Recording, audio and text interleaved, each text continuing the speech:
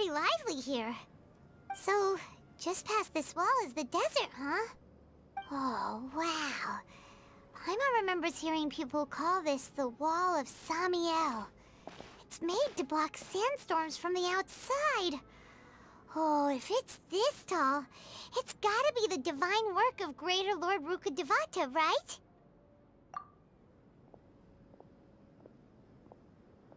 Enough gawking.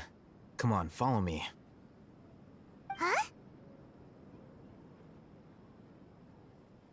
Over here. Oh, Haytham went that way! Let's hurry up and follow him. Wonder what he's up to.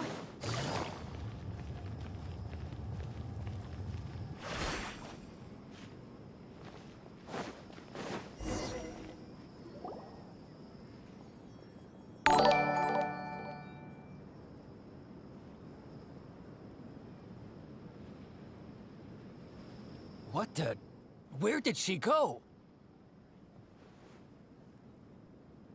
How did we lose them? They were just here a second ago. More Eremite mercenaries? Who are they working for this time? Anyway, Traveler, it seems like we were being followed again. You were too careless. You should have noticed those hopeless amateurs trailing you a long time ago.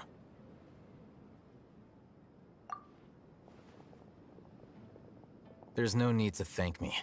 I've never cared to keep track of personal favors. All I did was correct a mistake I happened to come across. It's a habit I developed at the academia. You really gave Paimon a scare, Al-Haytham. We never thought we'd run into you here.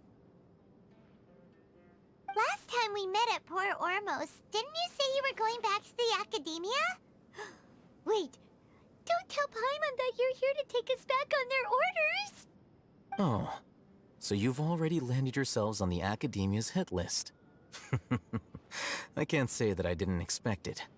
However, had I wished to turn you over to the academia, don't you think you'd already be the Eremites' honored guests by now? Oh, right. You do have a point. I have no interest in running errands for that project. As a scholar, I've always belonged to the camp that promotes researcher autonomy.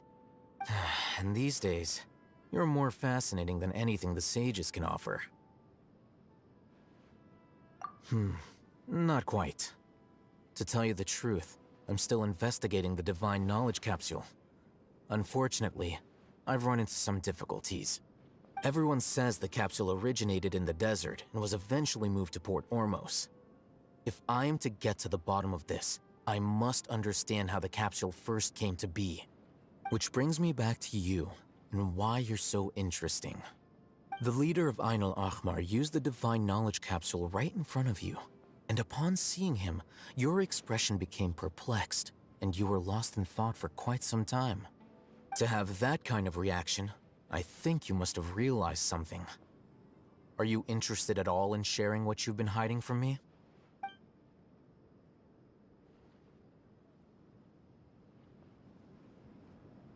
Al-Haytham, you really have a ridiculous eye for detail. What kind of person even notices or remembers stuff like that? So that's your answer. Well, I do work for the academia after all. So considering that, it is indeed wise to keep your cards close to your chest. But that does prove you do have some undisclosed information about the Divine Knowledge Capsule. Am I right? No matter. Rather than simply learning the answers from you, I'd still prefer to investigate on my own. Speaking of, you two are also headed to the desert? That's right! We have the same plan as you! But we don't really have any concrete goals at the moment. Then I'd suggest starting with Aru Village. It's the largest settlement in the desert, so it'll probably have more resources and intel than anywhere else. Well, would you like to head there together? It's always better to travel with someone you know. Let's go!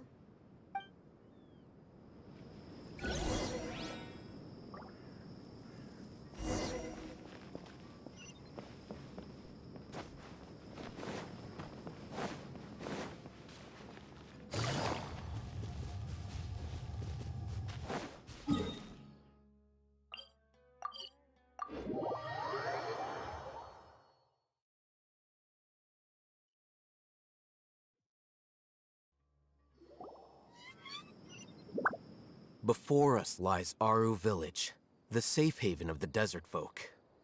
Whoa, this landscape is really something else. What a cool place! Let's go check it out!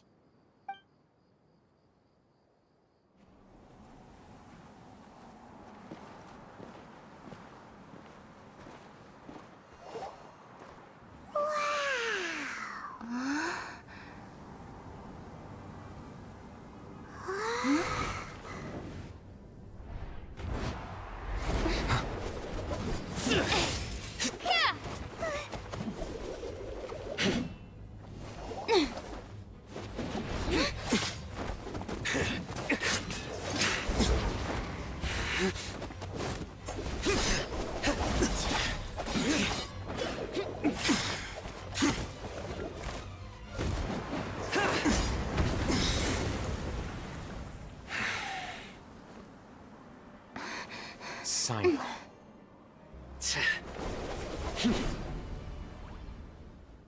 Unless my memory fails me, we have barely spoken 2 words to each other before now at the Academia. Would you care to enlighten me as to when and how I invited the General Mahamatra's wrath? Al-Haytham, do not think you can escape my judgment just because you managed to escape my attack. Judgment? So that's how you'd characterize your actions here, is it? Or would elimination perhaps be a more accurate description? Had I used my full strength, not even this traveler would have been able to stop me. Though styled like an assassination, I sought only to ensure that my target would be unable to flee or resist. Standard practice for the Matra, as well you know. Seemed to me more like your own personal touch. Who is that, Al-Haytham? Did you call him General Mahamatra? Yes. General Mahamatra Sino, head of all the Matra at the Academia. He's a formidable hunter, and the ultimate nightmare for any who have committed academic crimes. You seem to have placed a lot of trust in Al-Haytham, to the point of blocking an attack for him. If I were you, I'd never choose to side with him. I wouldn't believe a single word that comes out of his mouth. I have been pursuing this scribe for a long time. I urge you, stand back and do not seek to defend him any longer. Otherwise, there will be consequences. Has Al-Haytham done something wrong? Paimon doesn't think he's as bad as you've made him out to be. I won't waste my breath explaining things. Al-Haytham, I saw it during our fight. Take it out. The divine knowledge capsule you're hiding on your person. Unless you want me to retrieve it for myself. Very perceptive of you. Nothing escapes a Matra's senses. Wait, the divine knowledge capsule? Didn't it fall into the Matra's hands in Port Ormos? No wonder you speak with such confidence, Sino. But I must admit, I'm very curious. What does this capsule mean to you? And why, as General Mahamatra of the Academia, are you all alone in the desert? As far as I'm aware, the other Matra have been speculating about your disappearance. Have you been given a mission that's, let's say, morally dubious? If I was the real target of your mission, what was stopping you from simply using your authority and resources to judge me within the walls of the Academia? I should have known you'd be difficult to deal with. You two? Ugh! What should we do, Traveler? Paimon feels like we can't trust either of them. Ahem. Well, look at you two, acting all tough and self-righteous over there. Wait, Dia?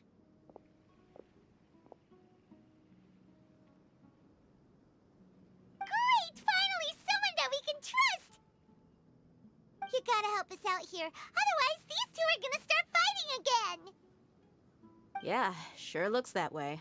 2 giants from the Academia duking it out once and for all. Not something you get to see every day, that's for sure. Listen, I know you academic types love to fill up your big brains with self-righteous morality and lord your empty rules and virtues over each other. But how dare you bring your petty disputes into the safe haven of Aru Village? It seems like someone's gonna have to beat some sense into your thick skulls until you finally learn to respect these grounds.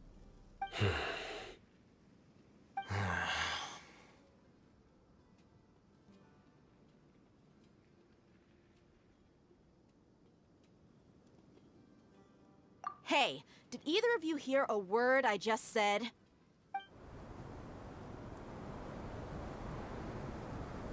Whoa, what's going on? The wind's so strong. Is this a sandstorm? Paimon's gonna get blown away. Another sandstorm? What's up with these recently? Hey! All of you, over here, quickly! We have to take cover! Someone's calling for us. Oh, this wind is too strong. Let's get over there. That sounded like Candace. Come on, you two. Jeez, are all of you academia folks such hard work? Move it! All right, stop yelling.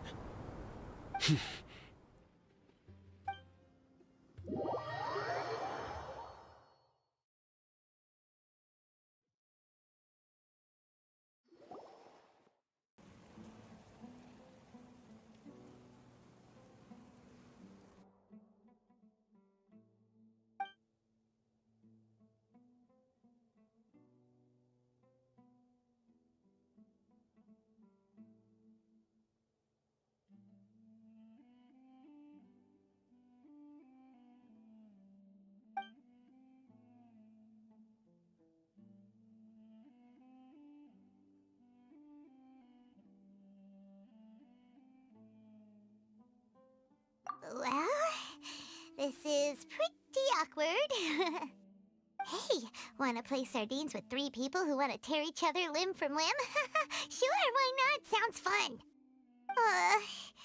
The air is so thick and heavy. Paimon can hardly keep floating anymore. My sincere apologies, everyone. This is the home of our village chief. I will have to ask you to make do with this small room until the sandstorm dies down. Please, let me introduce myself. I am Candace, protector of Aru Village. Our savior has come at last! Nice to meet you, Candace. The name's Paimon. Thank you so much for helping us.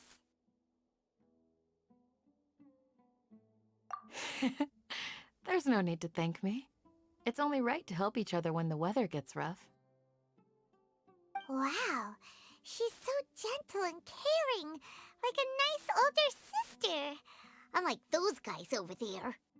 All right. Now that we're all better acquainted, we should return to the topic at hand. As a guardian charged with the responsibility to protect my fellow villagers from harm, I was observing your conflict from afar, even before the sandstorm started. And now that you have set foot within our village itself, it is all the more my responsibility to make absolutely sure that you pose no threat whatsoever to us. So please, have an honest and sincere conversation with one another, and put your hostile feelings to rest. If anyone dares to start anything again while they are under this roof, I will not hesitate to send them out for some quality time with the creatures of the sandstorm. Oh, on second thought, Paimon may have misjudged Candace's character. And that goes for you too, Miss Dia. Do I make myself clear? All right, we got it, Candace. That's what I like to hear. So, which of you will begin? I was supposed to be a mediator, but I might have gotten a little too involved just now. Anyway, one of those two should probably start talking. Wait, that was you trying to be a mediator? I have nothing to hide, so there's no shame in explaining myself. While Al-Haytham wasn't wrong about the other Matra not knowing my whereabouts, it's not because I've been assigned a morally dubious mission. Rather, I've chosen to elf. Huh? Exile yourself? A little while ago, I discovered that there was data missing in the Academia's project planning and development files. What little they did report clearly did not match the project's actual progress. As General Mahamatra, I had the responsibility and authority to request an audit. However, to my surprise, the person responsible for the erroneous data was none other than Grand Sage Azar himself.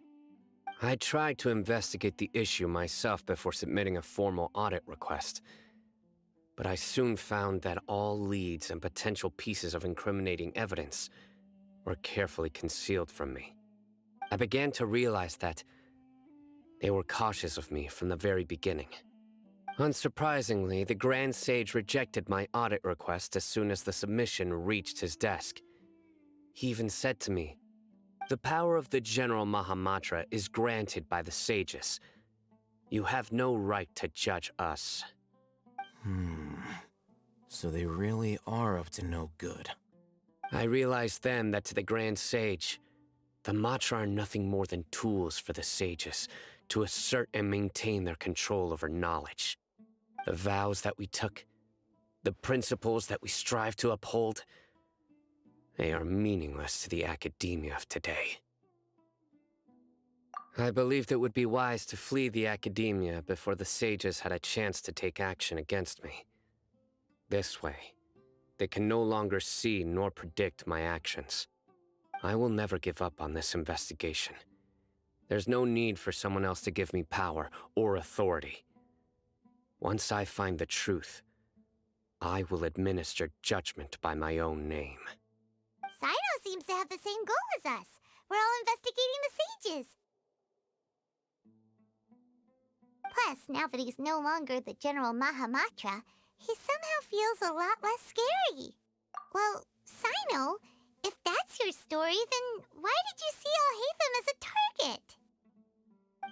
When I was investigating the matter in the academia, I overheard a conversation between Alhaitham and a sage. The sages asked you to investigate a blonde-haired traveler. Do you dispute this, Alhaitham? What? Like many parts of the project, this assignment was undocumented. Now throw in your suspicious behavior with the Divine Knowledge Capsule, and I think we deserve an explanation. Yes. I was indeed tasked with investigating the Traveler. Alhaitham! After all, the promised reward was so great that hardly any scholar could have refused. The sage told me, once you've completed this assignment, I can give you a glimpse of divine knowledge. A most enticing offer. Unfortunately, those academics don't know me at all. Their words contained one key piece of information, namely that divine knowledge indeed exists. That gave me all I needed to know. From my perspective, the sages are far from trustworthy. Think about it. Isn't it a little strange they're so willing to share divine knowledge with anyone, even as a reward? So, I began my own investigation following the lead of the Divine Knowledge Capsule. In the end, I realized my wisdom in committing to this rather than collaborating with the sages. Had I been less guarded, I probably would have ended up like that Ain al-Ahmar mercenary, incapable of remaining sane for long enough to hold a conversation. You mean that the sages originally planned to dispose of you, using one of those capsules that drive people insane? I'd already given up on the assignment by then. I only told the academia I was waiting in Port Ormos for you to appear so they wouldn't suspect anything. So it came as quite a surprise when I encountered my erstwhile target while investigating the Divine Knowledge Capsule. Criminals do love to talk about coincidences. Even though I ran into the Traveler by chance, I had no intention of providing assistance to the academia. Also, you should remember, you were the ones who decided to follow me and strike up a conversation after I left that tavern. That's true. Alhaitham helped us out at Caravan Rebat as well. Maybe he's telling the truth. I'm willing to apologize, if that's worth anything to you. I took the Divine Knowledge Capsule behind your back because I judged its existence to be a significant risk. I felt that it would be best for no one to interact with it before it had been properly studied. After all, curiosity often proves to be the most dangerous thing in this land. You should be well aware, Scribe Al-Haytham, that curiosity can also lead you to danger and suspicion. Answer me this. Did the sages share any information about their project with you? Have I not made myself clear? You and I are both distrusted by the academia. Do you really think they would tell me anything? Fine.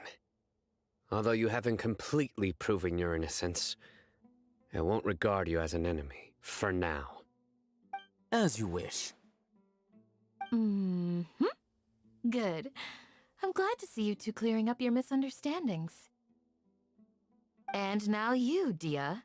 I believe it's your turn. Oh, sorry. Whatever the boys were talking about must have been so boring that I spaced out. My situation is pretty straightforward. My employer, Dunyarzad of the Homayani family, is friends with the Traveler and is currently recovering from her illness at home. I had nothing going on, so I decided to return to our village for a visit. I was actually looking forward to a pretty exciting time getting back together with everyone here. But then I saw these two random guys in the middle of a pointless argument. It ticked me off, and things went downhill from there. Is that all? Well, I will admit that definitely sounds like your style. In that case, welcome back, Dia. That's more like it. I missed you all so much, Candace.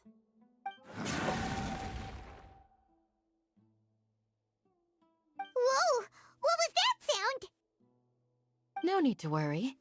Now that you're no longer at each other's throats, please make yourselves at home. I'll take a quick trip outside to clear out some of those creatures in the sandstorm. Creatures? In the sandstorm? Are you sure you don't want some backup? Fighting in a sandstorm is not for the faint-hearted. Anyone without extensive training in these conditions is at a disadvantage. You needn't worry. Yeah, just leave him to Candace. Don't worry, she's as tough as they come.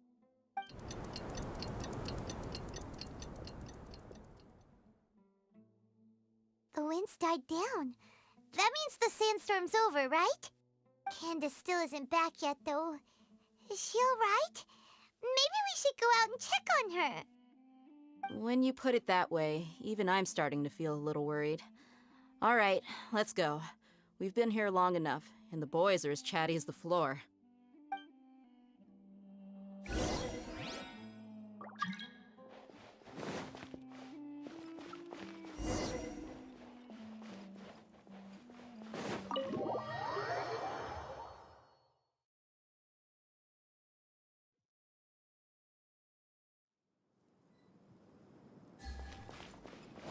Take it easy.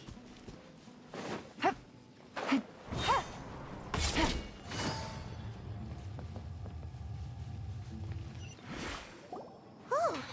Candace, you're still fighting? You've been out here dealing with these creatures the entire time? Yes. They just keep coming in waves. I've lost count of how many I've defeated. Before I realized it, even the sandstorm had stopped. Ah! Here comes another wave! Leave this round to us. I got interrupted earlier, but now I have something to take my anger out on. It's been quite a while since I've seen the Flame Mane in action. I'll leave these to you then. I'll be sure to put on a good show. Let's go!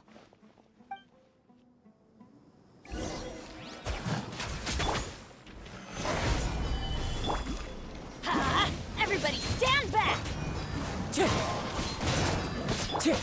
Busted! Here comes another wave! When are they ever gonna let up?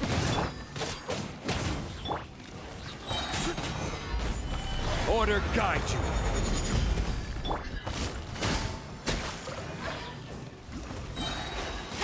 Things are about to get dicey. The creatures stopped appearing. Was that the last of them? What we fought just now was probably the aftermath of the sandstorm. So we should be safe for the time being. Well fought, everyone. No injuries, I hope. Huh? Who are you? Ah, my apologies. I haven't had a chance to greet you yet. I had my hands full taking care of the village's elderly and children. I am the chief of Aru village. Everyone usually calls me Uncle Anpu. Sir, I am also originally from the desert, but I have not been back for some time now. May I ask if such sandstorms are common? I can't say they've always been common, but recently the storms have become increasingly severe and frequent. Besides sandstorms, we also occasionally get earthquakes. According to an investigator who stayed in the village a while ago, these unusual natural phenomena are related to the withering of Irminsul. Another effect of Irminsul's withering. So, Irminsul's withering causes withering zones in the forest, and sandstorms and earthquakes here in the desert? Everything in the natural world is inextricably connected to Irminsul. These regional symptoms can indeed be a reflection of Irminsul's present state. Everyone in Aru village needs to take good care of themselves. Speaking of which, why haven't I seen a single village keeper since I got here? Village keeper? Who are they? Village guards like Candace? Does your curiosity know no bounds? Village Keeper is how Aru village refers to mad scholars, exiled here by the academia. Most of them are scholars who lost their sanity after a period of training in the Avidia forest. The academia believes that their crazed mutterings may have a negative effect on the psyches of other scholars. So, they're forcibly exiled to the desert. Though if you ask me, it's all a boatload of nonsense. Alas, that's exactly what we've been trying to investigate. One by one, the village keepers have been mysteriously disappearing without a trace. But no one in the village has ever seen them leave. If you're planning to stay around the village for the next few days, I'd appreciate it if you could keep an eye out for them. I've had encounters with those people in the past. I'll see what I can do to help. The Matra are the ones responsible for their exile. Now that you're no longer with them, are you trying to alleviate your guilt and atone for your past sins? I'm fascinated by how you think. Mock me if you will, but if you are guilty, I will eliminate you, regardless of my position or identity. Oh, you're the former General Mahamatra. You must be an expert in these kinds of investigations. Thank you for your help. Is it because you're reminded of Hypatia? Oh, these poor scholars. First they lose their sanity, now this! We need to help get them back home, safe and sound. But, is it really a good idea to tag along with Sino? You seem like you really don't trust him. I'll be grateful for the assistance. No doubt you will do a better job than some of my former subordinates. Let's start by finding a spot to share what we know so far.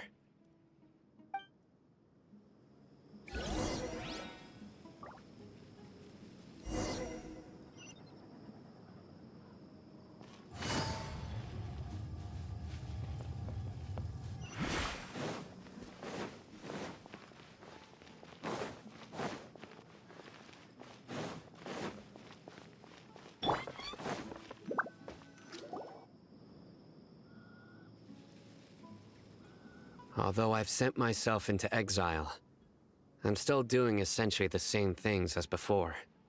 Do you still have any questions for me before we start our investigation? One of my former subordinates told me that this title has its origins in a strange incident. The academia has long exiled mad scholars to Aru village. A mysterious phenomenon exists here. When mad scholars first arrive, they are as incoherent and deranged as before. But after spending some time here, they invariably begin to calm down. Initially, The people of Aru village greatly resented having to take in the mad scholars. But a strange incident one night changed that. Aru village was struck by the strongest earthquake in living memory. Seeing buildings on the verge of collapse all around him, the then chief of the village was preparing to take everyone to safety. Suddenly, he noticed a mad scholar crouching in a corner, caressing the ground with his hands. A soft, green light radiated from him, like a divine glow against the backdrop of night. Despite the powerful tremors that ripped through the ground that night, all the houses remained upright, almost as if they had grown roots reaching deep into the ground. In the end, not a single building collapsed, and no one was hurt. After that, the people of Aru village treated the mad scholars with greater kindness, and began to refer to them as the village keepers. A soft green light? A mad scholar protecting Aru village? What do you make of it, Traveler? Paimon thinks so too. Actually, Sino, do you know if any of the mad scholars continued to wear their Akasha terminals at Aru village? In theory, they would continue wearing them so the academia could still monitor their activities. With that said, the main Akasha system would no longer have any interaction with them. Oh, no wonder! Everything makes sense then! Add in the fact that they calmed down, it was... If you are able to draw a conclusion from this one story alone, then it appears you possess much more information than I do. So, what do you make of the story? Really? Lesser Lord Kusanali. What? You don't believe us? Lesser Lord Kusanali was definitely using the Akasha to give her power to the mad scholars! No, it's not so much that I don't believe you. I'm just struck by your reasoning. Lesser Lord Kusanali, the current Dendro Archon, is she really active in Sumeru? The Academia has always placed far greater importance on the late Greater Lord Rukkhadevata. They've more or less ignored Lesser Lord Kusanali, and I've never had any reason to doubt their views. In addition, I've never heard any stories about Lesser Lord Kusanali and her deeds. To me, she might as well have been a god that never existed. No way! Nahida definitely exists! She's a... How should Paimon put it? She's a good Archon who's kind and wise. Even if she says weird stuff sometimes. I've spent many years interrogating criminals, so I can easily tell when someone is lying. Good! Then you should know that we're telling the truth. That look in your eyes. I've never seen that from a liar. You two really must have met Lesser Lord Kusanali. How can this be? To think, our Archon has been amongst us this entire time. Alright, now it's our turn to put our skills to good use for this investigation. But easier said than done, especially since we don't have any leads. Maybe we can start by knocking on some doors. Excuse me, are you here to help me find my grandpa? Huh? Who are you? By the sounds of it, a resident of this village. My name is Isak. You'll help me find my grandpa, right? Is your grandpa a mad scholar? Hey, don't say that. Grandpa is just Grandpa. Why do you have to call him that? It's not like he's a bad person or anything. The person you're referring to is not a local, yet you are. Why do you call him Grandpa? Grandpa is just Grandpa. He's my family. I heard everything you said to the village chief. Please, you gotta take me with you. I want to find my grandpa. I swear I'll help. I won't be a nuisance. Ah, so you're the one who was eavesdropping on us around the village chief's house. I was planning to go out and take care of whoever it was, but I had a vague feeling that they didn't harbor any ill intent. Whoa. Hatham wasn't kidding about Matra having sharp senses. Sino, he's just a kid. All he wants is to find his grandpa. Let's find a way to help him. Sorry. I was only listening in because I wanted to know where Grandpa went. Honest. If you don't believe me, you can ask Miss Candace. All right. But first, let's confirm the facts with Candace.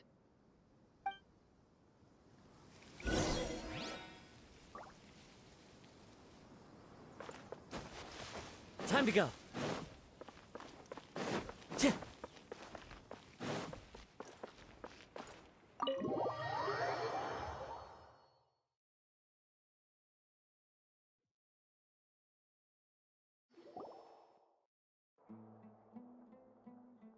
Sino is super vigilant.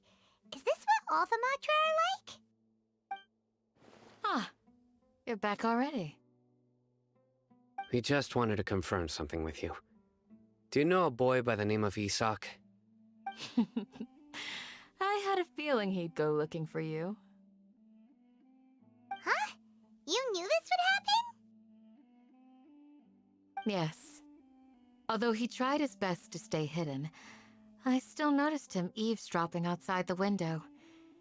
He really wants to get his grandfather back. Isak's parents were both Aramite mercenaries who rarely returned to the village after finding employment in the city. He was raised by his grandfather. Unfortunately, it was only a few years before his grandpa passed away. Isak was still very young at the time, so various families in the village took turns caring for him so he could survive. Later, an elderly mad scholar arrived at the village. Isak thought the scholar bore a striking resemblance to his grandfather, and thus often spied on the man. However, the scholar was unkempt in appearance and incoherent in speech. Although Isak referred to the man as his grandpa, he was afraid and didn't dare to approach him. One summer night, the oft mumbling and bumbling grandpa suddenly calmed down and seemed to become more lucid. He even noticed Isak hiding in the distance.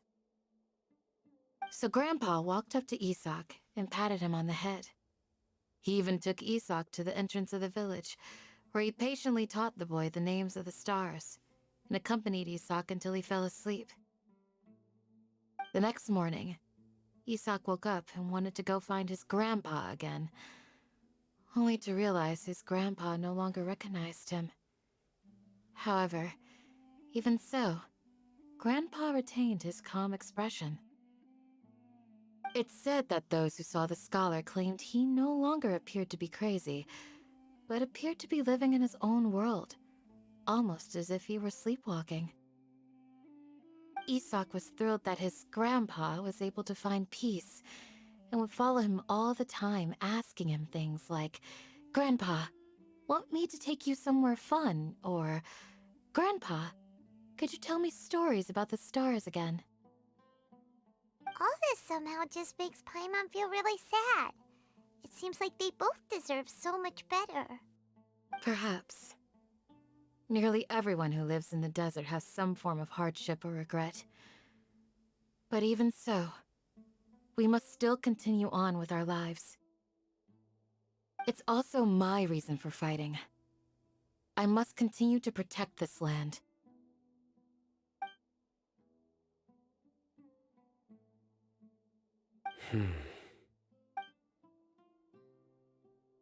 Maybe the people have always had a considerate god watching over them. Huh? What did you say, Sino? No, nothing.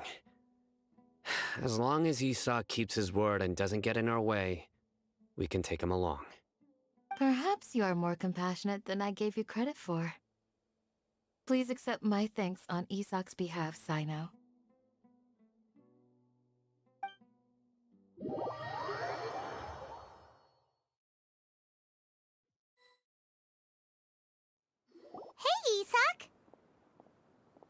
Oh, it's you guys! We've cleared everything up. Let's go find your grandpa. Really? Wow! Thank you so much! Yeah! All right. Let's ask the local residents some questions first.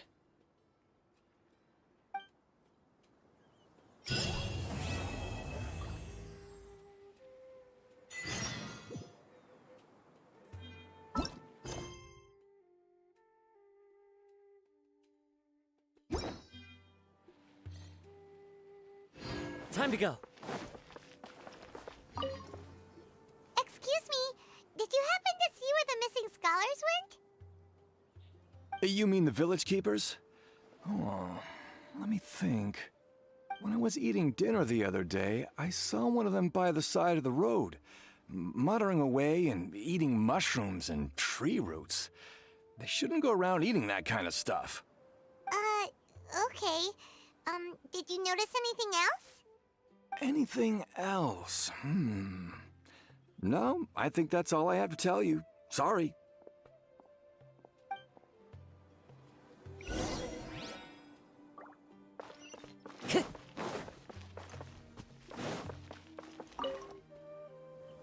The scholars that have gone missing. Have you seen them? Those eyes. Those fierce eyes. You look like a real fighter. Don't change the subject. Right. You were asking about the the mad scholars. I think it's been a few days since I last saw them. I usually go to bed pretty early, so I'm not too familiar with what goes on at night. But honestly, I feel quite sympathetic towards them. Even though they act a little strange, they've helped me in the past. If it weren't for them, my house would have collapsed long ago. Do you also think Grandpa and the others are good people? Grandpa? Oh, hello there. It's little Isak. You mean that nice man who looks like your grandpa's long-lost twin, right? He was actually the one who protected my house. I saw it with my own eyes. He happened to be staying near my house that day and was doing something with his hands on the ground. It still feels pretty surreal now that I think back on it. Did someone teach them how to do that? Well, whatever the case, I'll always be thankful to him and whoever taught him to look out for others. I'm pretty sure that if I ever went mad, I wouldn't be able to do anything like that. Gotcha. Thank you.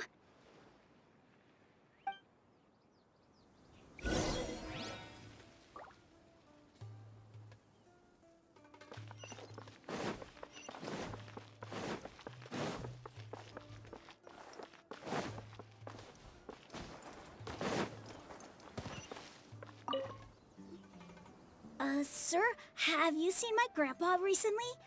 You know, the one who likes to sit and space out near the village entrance. Oh, well, if it isn't Isak. Oh, your grandpa, huh? It's been a while. The last time I saw him, he was spacing out by the road as usual. I went and asked him if he'd like any of the food I had prepared, despite my wife's protests. Like many people, she's really quite terrified of them. And speaking of my wife, she's still always complaining about how I don't make enough mora. That might explain why she's always mad at me. Oh, thank you. Thank you for taking care of him. It was nothing. You're looking for him, right? Did he go for a walk and get lost? Yeah. That's no good. Well, once you found him, come by my place again and I'll cook a little something for the both of you. I've known you since you were very young, so as far as I'm concerned, you're family. Please feel free to come by anytime. Wow, what a nice guy! Okay. Thank you, sir. Huh? Don't say anything for now. Isak, stay here. Let's head over there. Stay quiet as you move.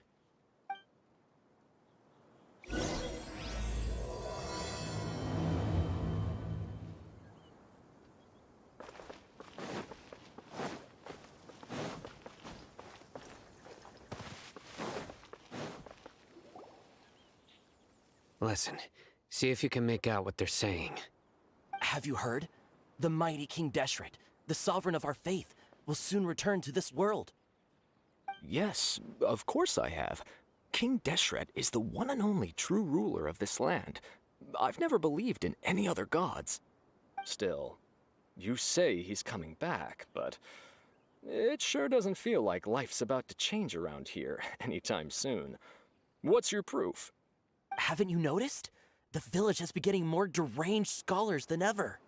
Delavar was saying that many people also went insane just before the fall of King Deshret's civilization in ancient times.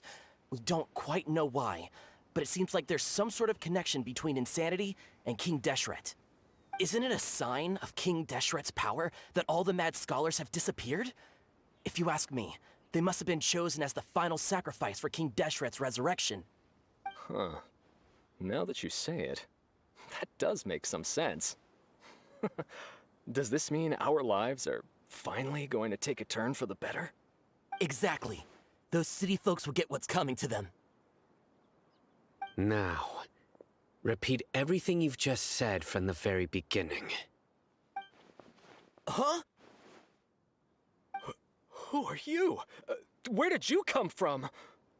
My patience is running thin. You heard what I asked.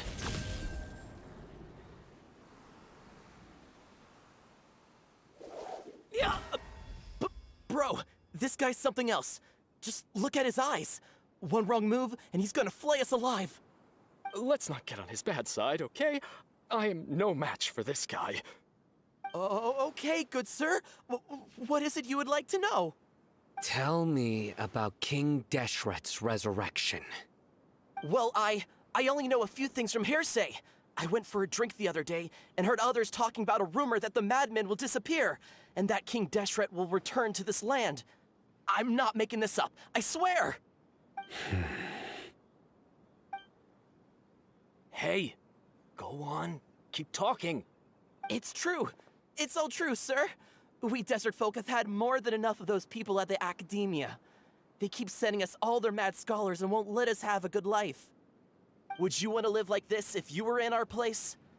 The radicals were even more thrilled than me when they heard the news. We're all praying for King Deshret's speedy return. Delavar also said that once King Deshret returns to our side, it's only a matter of time before we conquer the land on the other side of the wall. They're all willing to serve under King Deshret and fight for a share of the glory. Is that so? Seems like he still wants to know more. Keep talking. Got it. At first, I told myself it was just the drink talking, but then all the mad scholars vanished without a trace, just as the rumors said. Please, don't beat me up just for mentioning these rumors. If I'm guilty, then everyone else around here is also guilty. I'm just saying what the others said. The people here really like King Deshret, but dislike the Dendro Archon. Where is this radical person you talked about? I haven't run into him over the past few days, so he probably hasn't been around the village. What about you, man? Have you seen him at all? No, not at all. We wouldn't dare lie to you. He's really not here right now. Sounds like you're not too close with the radicals. No, of course not. All we know are their names. I have many ways to stop you from talking. And many others to stop you from sending warning messages.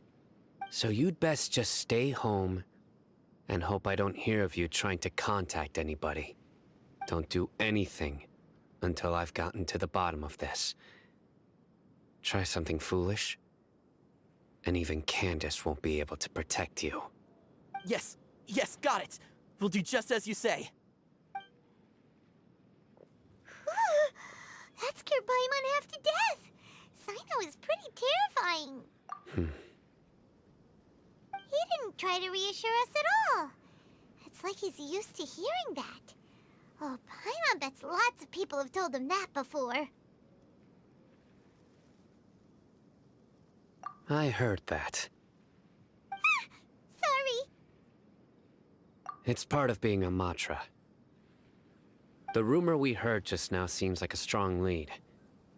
but we need to check a few more places.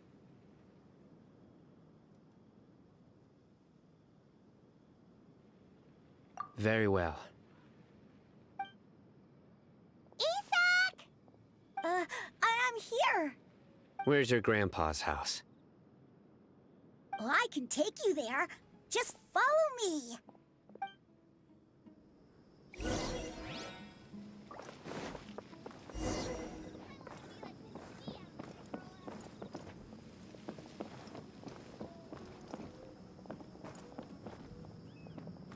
Grandpa?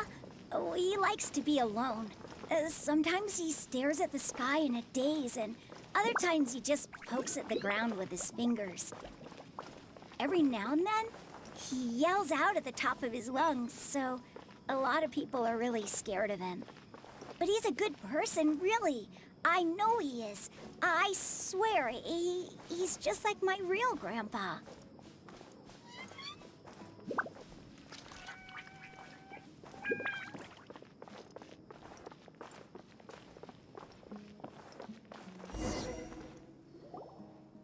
Well, this is where Grandpa usually stays. There sure isn't much here. No. Incense?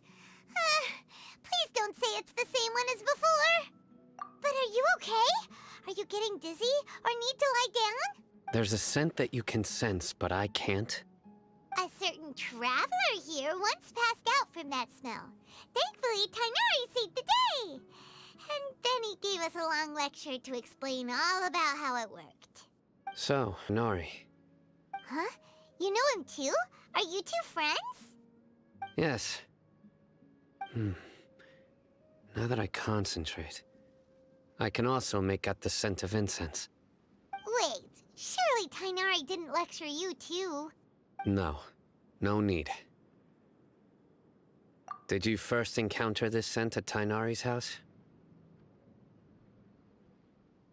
In the forest.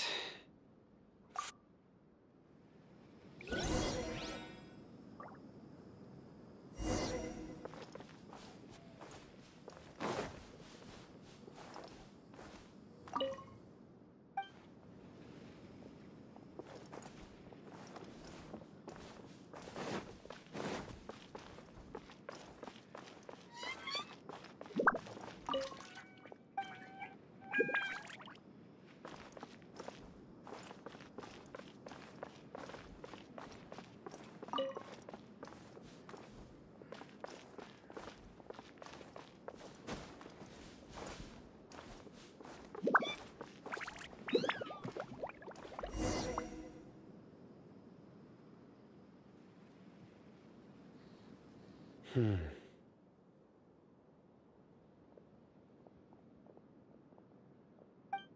are you looking for, Sino? Here it is.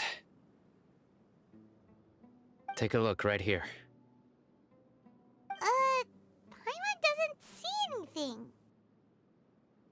Although the traces have been completely buried in the sand, there are footprints here. From the size and shape, they belong to an adult male. This pattern is a common one from this area. Local shoes. This was probably someone from the village. The scent is quite faint, but still extant. The footprints head in the direction of the door. But who would come looking for Grandpa? He doesn't have any friends. We'd have to ask whoever lured him away with the incense. Huh? So you can lure someone away with just a scent? Hey! What's wrong with liking good food? Everyone's got something they love in life. Exactly. Most scholars are fond of incense, since the smell supposedly helps them clear their minds and discover new knowledge. Even deep within the clutches of madness, they still yearn for their knowledge-seeking days, and will follow the scent whenever it presents itself. No, Grandpa. So, someone's taking advantage of their weakness? Huh.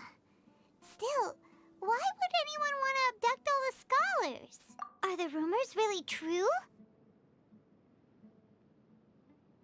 Could the disappearance of all the mad scholars have something to do with the radicals? It's highly likely. Please, you have to save my grandpa. Grandpa's never done anything wrong. Please help him. Sounds like we'd better help get him back. Don't you worry, Isak. We won't let whoever took him get away with it. Let's head to Aru village and inform Candace and the others about what we learned here. After that, we'll set off to find the scholars.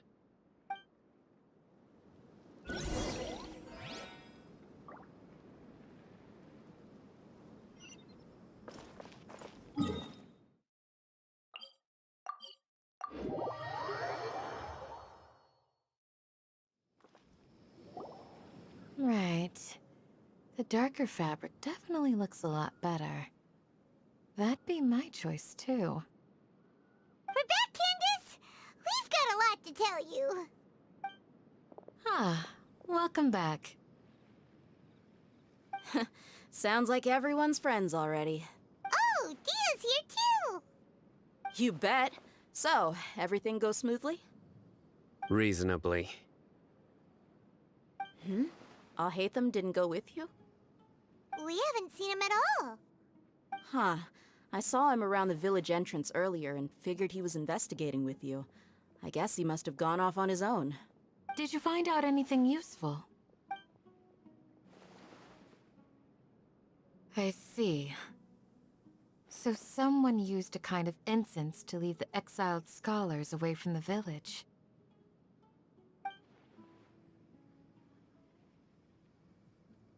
The resurrection of King Deshret? First I've heard of it. Far as I know, the kind of incense you just mentioned is only popular beyond the wall. Scholars are fond of it, but as you can see, there aren't many scholars still studying around these parts.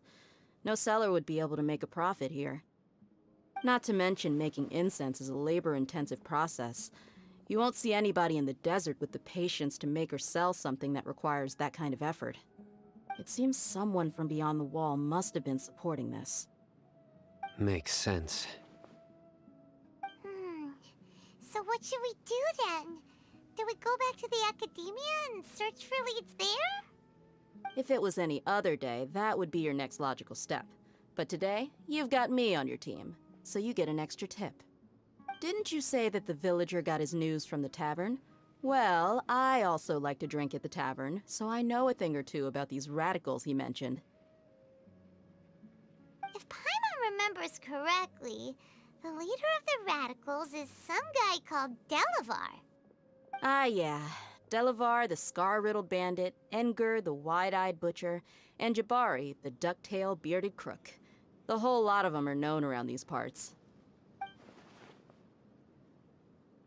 These guys have one thing in common, and that's being broke. The rougher life gets, the more they want to believe in King Deshret. Way they see it, King Deshret's resurrection is their only chance at overthrowing the academia. Throwing all of Sumeru into chaos is the only way to change the way of life here in the desert. Anyway, that's my guess why they've chosen to become radicals. Tia! You're amazing! You really know this place inside and out!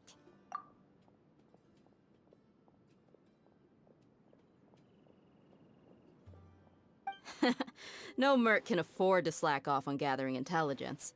Every mora I've spent in the tavern has been a valuable investment. Let's head out. Now hold on, you're staying right here, Sino. Why? Aru village is not a big place. Outsiders stand out here like a sore thumb. I'd bet word about you has already gotten out. The desert is unforgiving, so the way of life here is also a lot tougher than on the outside of the wall. You survive on making connections out here.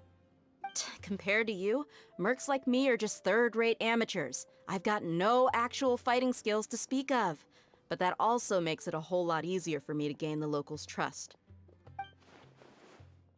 I need to go around and ask some questions, but it'll be difficult if you're with me. Fine. Good. Then we've got a plan. The Traveler and Paimon will go to Caravan Rebot with me, and we'll try our best to figure out where the mad scholars have been taken. Sino, you'll have to stay in the village and continue investigating on your own. All right, sounds like a plan.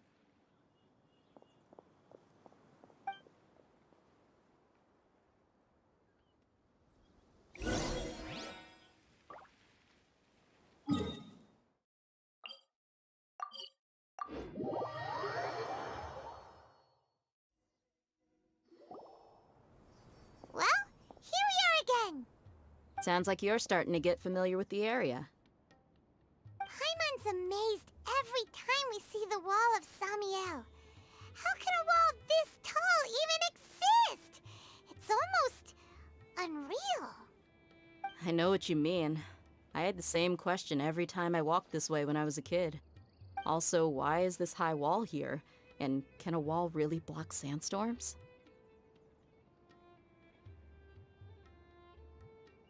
It was only after I grew up that I realized the wall of Samiel isn't just there to keep out the sandstorms. It serves a more important purpose, keeping out people like us. Sumeru is run by wise and mighty sages. To them, us desert dwellers are nothing but tools that can be used and discarded at their whim.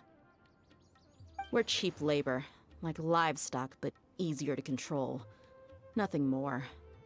Even if a child from the desert got the chance to obtain an Akasha terminal, almost all their requests for knowledge would be denied. The academia believes we're underserving. Geniuses like Sataria are 1 in a million. The other children never get a single chance to try and rewrite their fate, even though the academia knows very well that we're humans, just as they are. That's terrible. I would tear down this wall with my own hands if I could. Hey, Dia.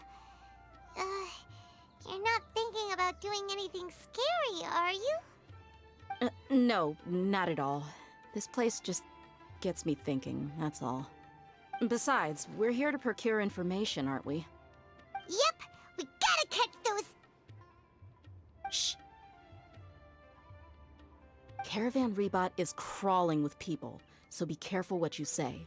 We don't want anyone to find out what we're here for. Our mission started the moment we arrived here. Let's go check out the tavern. Maybe we'll find someone I know.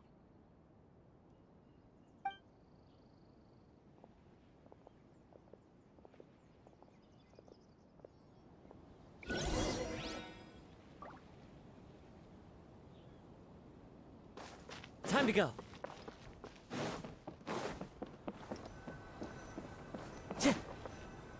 Just our luck.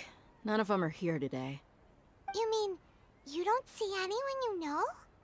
Dia, is that you? What a coincidence. You here for a drink too? Zaki. Finally, a friendly face. Oh, and who do you have with you here? Guests from another land? Hello, hello. I'm Zaki. Dia's, how would you put it? Drinking buddy? We've had drinks together a few times. You could say we go back a ways. Anyway, as far as my friends here, they aren't too shabby, are they? You rarely see any Outlanders so friendly and respectful nowadays. Absolutely. Much better than those people on the other side of the wall. So, Dia, are you looking for someone? Yeah. Have you seen Engur, Delavar, or Jabari recently? Of course I have. Matter of fact, we were all here drinking together just a few days ago. I've got a spice trading deal from another nation. I thought maybe Delavar and his friends might be interested. Know where I could find him? Ah, how thoughtful of you. Then I assume you also know that Delavar's been having a hard time making ends meet these days, so you came here to help him out? Hey, keep it down. Let's just say I prefer to keep this deal a secret. Y'all at Caravan Rebot are like family. If there's more to be made, why not do it together? Besides, Delavar and his friends have muscle. They'd be a good fit for escorting the goods. Yes, how considerate of you. Delavar's my friend too, so of course I can take you to him. Come with me.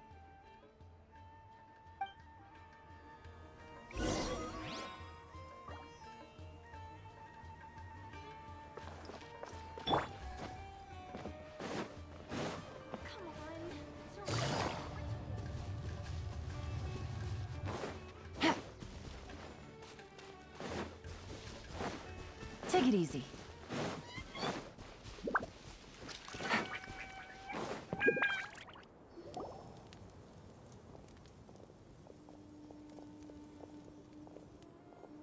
Are we there yet? Yep, this is the place. This place is practically deserted. What are they doing in a place like this?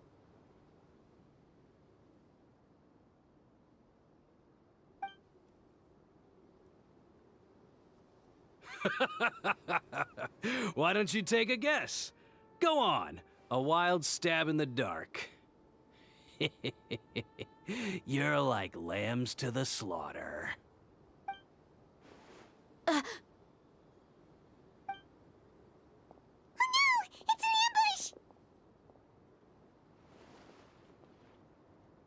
ambush!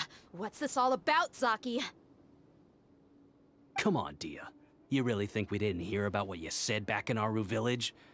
The boys have kept a close eye on you from the moment you set foot there. Not only do I know that you're looking for Delavar, I also know that you've teamed up with people from the academia to look for the missing scholars. So, you've been watching us from the very beginning? Uh-oh. Paimon knew leaving Sino behind was a mistake! And you left the strongest one in the village, didn't you? Who do you think you are? You really thought we'd fall for your little business deal nonsense? So you and Delavar have been partners all along. Dia, I guess it's only natural for a traveling mercenary like you to be out of the loop. Those of us who hang around the tavern have stronger bonds than you think. But you got one thing right. We're all looking forward to an uprising in Sumeru. There's nothing more we'd like to see than the desert folk overthrowing the academia. If that's the case, then I'm sure Delavar wouldn't miss a second of it. I'll be honest with you. If it weren't for what you said in the village, your little monologue about the Wall of Samiel would have convinced me that you're one of us. Delavar. And Enger, you're here too, huh? Long time no see, Miss Mercenary. You should have known the traitors are what us followers of King Deshret despise the most. Dia, I thought that you, a fellow desert dweller, would understand why King Deshret is greater than the Dendro Archon. Little did I know, you don't deserve to join us.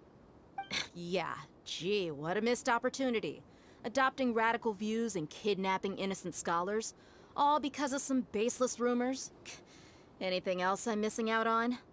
See? There you have it. Mercenaries are just a bunch of faithless scum with only one thing on their minds.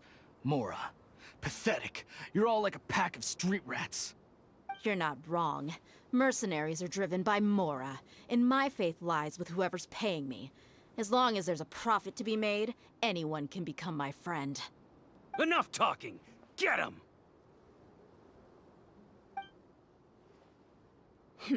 Just as I expected. Let's teach him a lesson, traveler.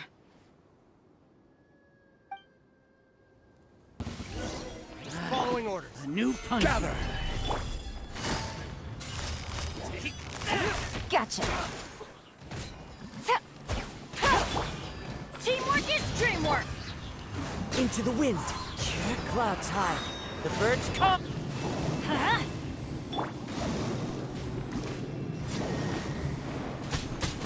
I'll take my... Impossible! How could you? So, what do you think about your meticulous network now, Zaki? How did you say it? It's only natural for a traveling mercenary like me to be out of the loop. I'm guessing your informant told you that I'm just an incompetent merc with no real fighting skills, correct? I mean, that is what I said after all. And of course, you would believe everything he reported. The only thing you know about me is that I'm a mercenary, but you've never seen me in action. Even though you heard we went to handle monsters together, you believed that Candace was the only one doing all the real fighting. That so-called Flame Mane is just a fraud. She admitted it herself. She just uses her connections to gain the trust of others. That's what you thought, right? Ugh. You lied in the village because you figured that we'd have people watching you. And you were stupid enough to fall for it. I figured as much the first time we drank together. You all thought you were so smart. Pathetic. Okay, that should be all of them. Whoa! So you've been planning this since we were in Aru Village? No task can be done without preparation. I just happened to notice a couple suspicious-looking people while you were out investigating. Oh, but instead of catching them right away, you let them report back. Those two who were snooping around were just a couple small fries. If we want to get the real catch, we have to be patient and give it some time. Oh, you mean the funny name she mentioned back in Uncle Ampu's house? The wide-eyed butcher, scar-riddled bandit, Paimon can't remember them all. That's just a bunch of drunk talk. Engar and Delavar like to talk themselves up when they're drinking. Engar, the wide-eyed butcher, and Delavar, the scar-riddled bandit, are the nicknames they came up with for themselves. Alcohol has a way of making people share what they really think. So Engar and Delavar are always rambling in the tavern about how King Deshret is a superior deity. What about Zaki? He's just a numbskull who fell right into our trap. Zaki was probably the best hidden of them all. My initial plan was to find Delavar first, and then try to track him down. That's what you wanted to ask when we were at Uncle Anpu's house, right? Jabari is one of the villagers you talked to. You know, the one who wanted to treat Isak and his grandpa to some food. Wait, so he's a radical too? No, he isn't. I just needed to tack on a random villager name to make the eavesdropper think that I was making some wild guesses based on my impressions. Wow, what a genius idea! Well, that's an expert mercenary for ya. Ah, you're too kind. It was straight from the usual playbook, if I'm honest. So, that thing you were saying before, is it really true? Hmm?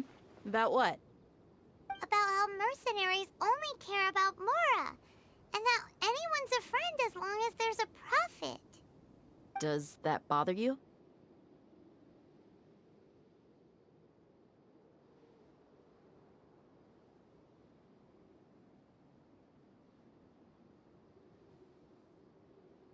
What makes you so sure? Dia, do you dislike the Dendro Archon like the other desert folk? You two are pretty sharp. No, I don't have anything against the Dendro Archon. I've heard a lot of nice things about the Lesser Lord from Dunyarzad. I can understand her devotion and gratitude. Dunyarzad's just an ordinary person. There's no way a god would be so involved in the lives of everyday people, unless they were truly compassionate. I've begun to realize that the sages are behind everything that's happened recently. The radicals' blind belief in King Deshret, making the Dendro Archon out to be an enemy. It's all the academia's trickery. But I see through it all. And unlike them, I can never be hostile towards anyone who's never done anything wrong. Dia. Anyway, looks like we're done with business here. Traveler, lend me a hand. Let's tie him up and bring him to the village.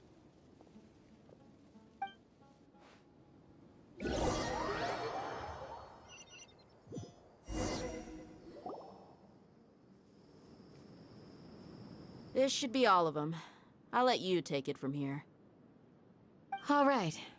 I'll be in touch. Until then, please stand by. Candace, do you need any help? Candace will be okay on her own. I trust her, so you can too. She's been guarding Aru Village for quite some time now. If anyone is qualified to question the offenders, it's her. While I'm questioning them, why don't you pass some time by exploring the area? I'll meet you back here tomorrow morning, Traveler.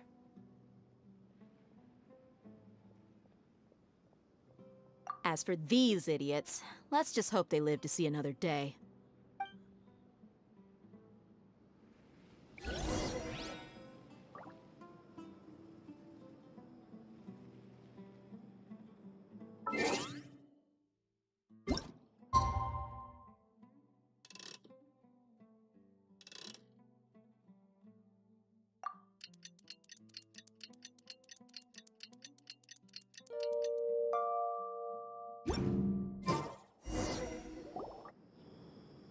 Hey, Dia! Right on time. We'll know any moment now. Paimon's been wondering. You seem to know Candace pretty well.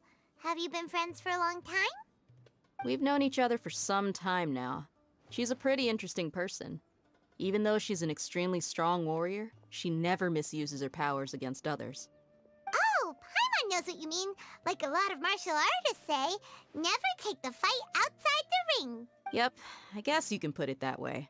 It takes strong convictions to be as dedicated as she is, and shoulder that kind of responsibility. Us mercs, on the other hand, we pretty much live from one day to the next. Well, Paimon thinks you're great too. Really? Thanks for that.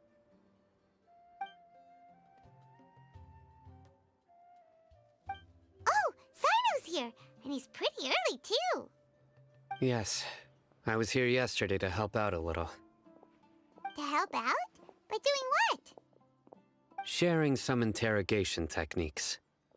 Oh, you mean you taught Candace some more persuasive methods? Right.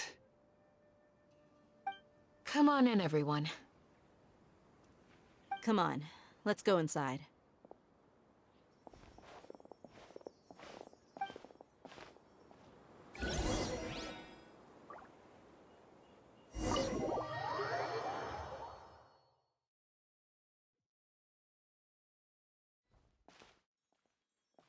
Candace, where?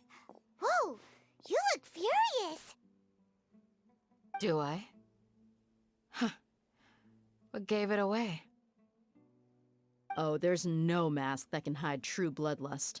Cover up your eyes, and it'll still show itself at the corners of your mouth. Perhaps I need to work on my composure. Still, it's perfectly understandable why I'm angry. I'm sure everyone present would agree. Yes, ma'am. Please, don't beat us anymore. We're gonna die. Well, looks like Sino taught her well. You fear death yourselves, yet you do not hesitate to place the lives of others at risk. The absurdity is mind-boggling. The ones you call mad scholars are known to us as the Village Keepers. They are vital members of our community, and some even count them as family.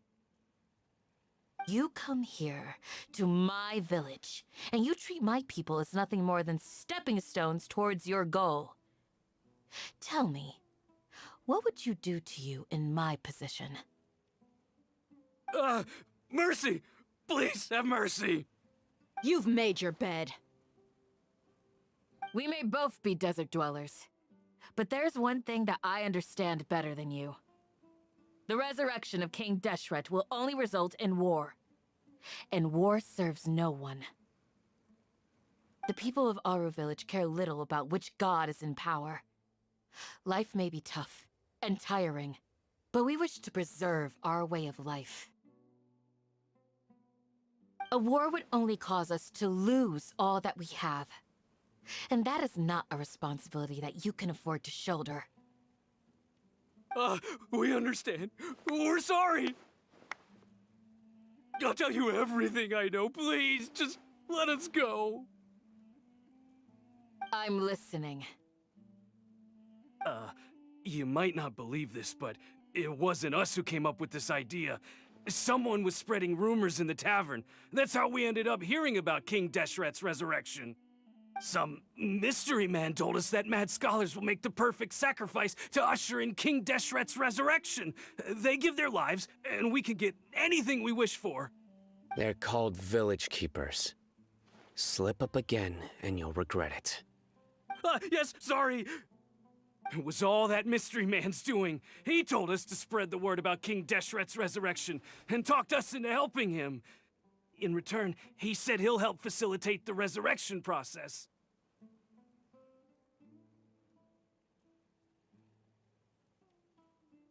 I'm not sure. That's one. Huh? One what? Strike. You get a total of 3. Then, you die by my hand. Wait, I'm telling the truth. We don't know anything. It was all him. 2. He got us to lure them out of their houses in the night with some kind of incense. We take them to a junction outside the village. Then the mystery guy takes them from there. You gotta believe me, please. I'm telling the truth, I swear. Just ask them if you don't believe me. That was indeed the truth. Traveler, go on.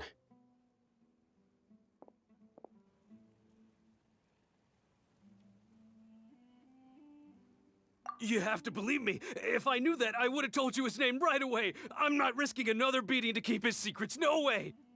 That guy, he wears a cloak, and he's always careful to cover his face. He calls himself King Deshret's envoy. I believe I may know what's going on.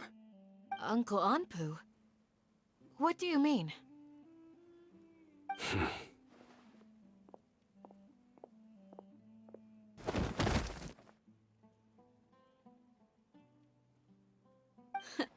Smooth. Okay, speak. If my suspicions are correct, this mystery man they speak of could be from the academia. Some time ago, people from the academia attempted to take the village keepers away. I refused, insisting that they are part of our community. It strikes me now that this secretive character shares the same goal they had. Which means it's highly likely that the academia was purposely spreading a false rumor to trick the radicals into delivering the village keepers right into their hands. They were the ones who brought them here to begin with. Now they're trying to take them back? We aren't gonna let that happen. Not the academia again.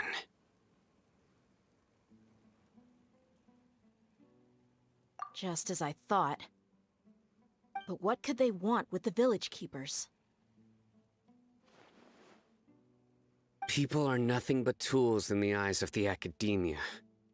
A change in their plans likely means they found another way to exploit the scholars. Regardless, our top priority now is locating the village keepers. You're right. Isak is still waiting for news on his grandpa. Time to go. Let's leave the village and try to track them down. Yes. Pack up and get ready to leave. You got it. Candace, I'll let you deal with the radicals. Leave everything outside the village to us. All right. Let's meet back here once everyone's ready.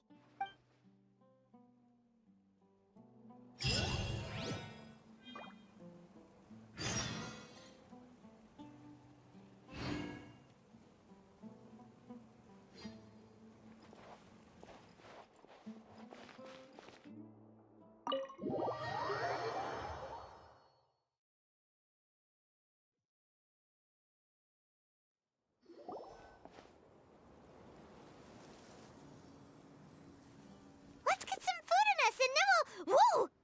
Where did you come from? Well, as you can see, I am merely sitting here and reviewing what we have deduced thus far. You were gone for ages, and now you're suddenly sitting here musing to yourself? Where have you been anyway? Hey, what's with the silence? You never think things through before asking questions. I'm giving you some time to make up for that. Paimon's so mad! Paimon's gonna give you an ugly nickname!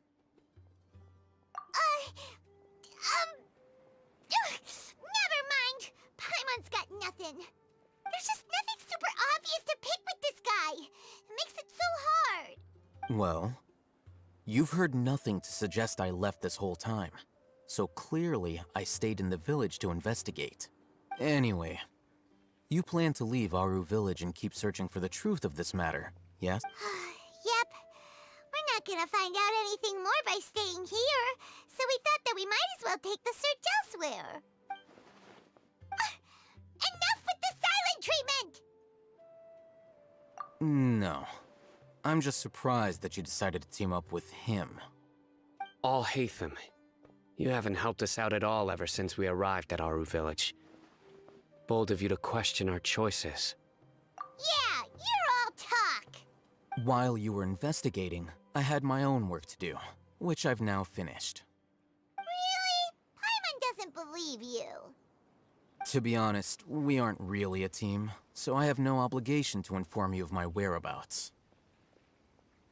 Not to mention that going separate ways allowed me to find some important information that you all had missed. Huh? Right here in the village? Correct. What did you learn? I'm going to take you to someone. But before that, you need to understand where she's coming from. What does that mean? How do you think the residents of Aru village feel about what we're doing? In other words, do you truly believe every single word the villagers tell us? You mean some of them lied to us?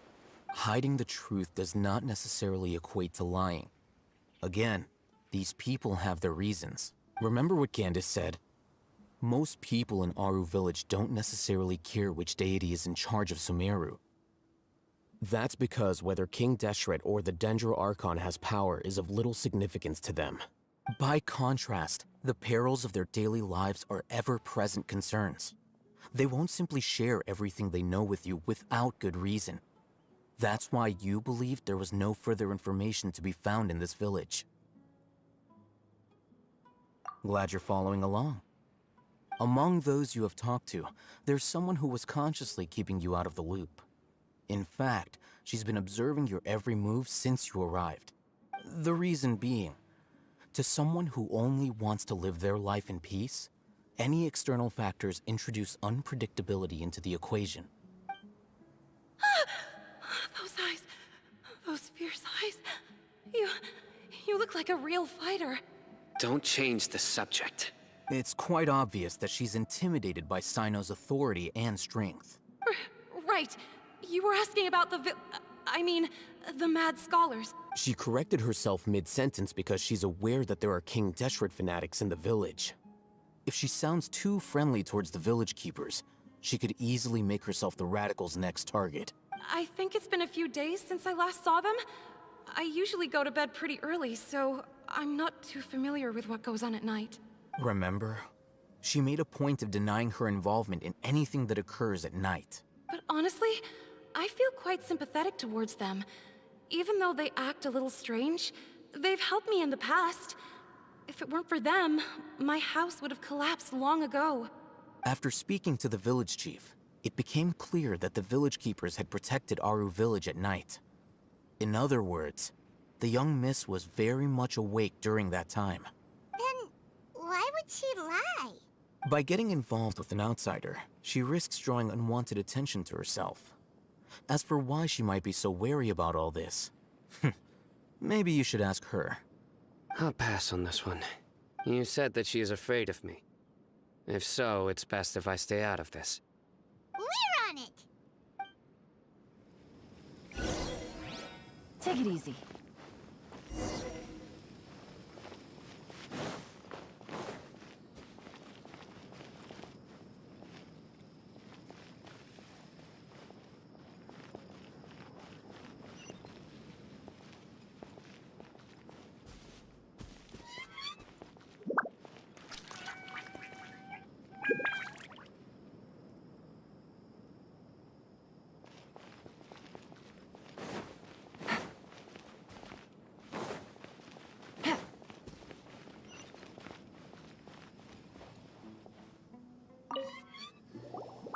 Miss Shawnee, as we discussed earlier, I've brought someone with me.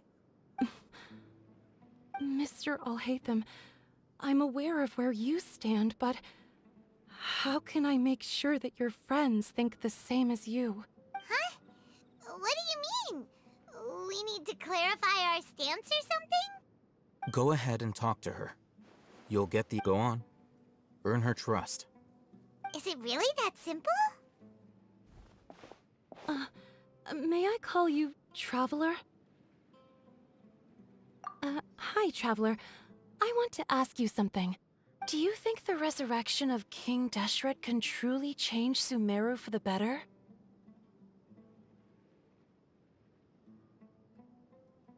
Why's that?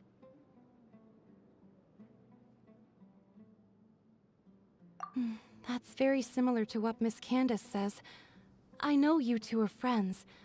That's why I'm willing to talk to you, even though I do have some reservations. Before, I wouldn't even have the courage to ask something like this. Traveler, do you believe our lives will get better?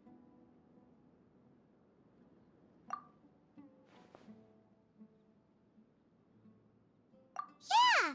We came here from another nation, so it isn't wrong of you to be weary. And we aren't really residents of any one nation. But even so, we've met lots of people from different places, and we've always fought for what we believed in. We have friends in Sumeru, and we want to help them. That's why we decided to stay here for a while.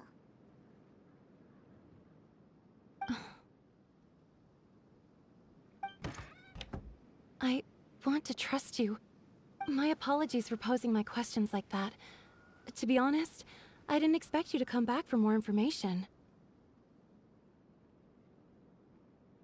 Alhaitham told us you have your reasons. It's okay. We understand.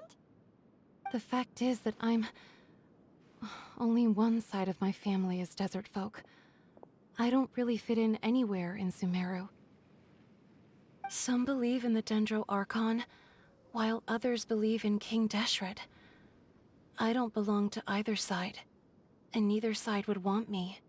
Speaking of which, the radicals mentioned that they despise traitors. Do they just think that anyone who's different from them is a traitor? Yeah. Some people can be so narrow-minded when it comes to bloodline and beliefs. It makes no difference what I say or how I behave. I'll always be suspected of having ulterior motives. Slowly, I just stopped talking to people. I pretended not to hear or see anything. All I want is to live my life in peace. And then it happened. The village keepers who had helped me disappeared with no explanation, and I didn't dare breathe a word about it to anyone. Until now. You can tell them. I'm sure she'll keep your secret. All right. I'll tell you what I told Alhaitham. I actually have a sharper sense of hearing than most. Sometimes, I hear strange crying sounds in the night. There are ghosts? Perhaps. I'm not sure. It's faint, but it's definitely the sound of crying.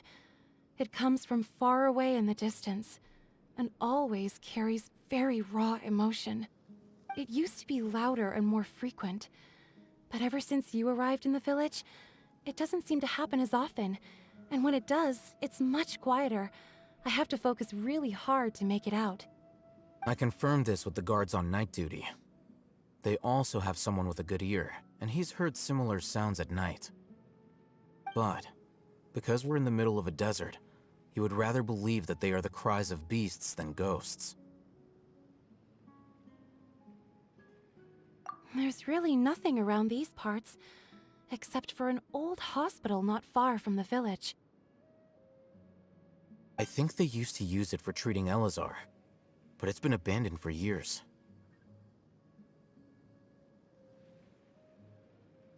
Yeah, let's go!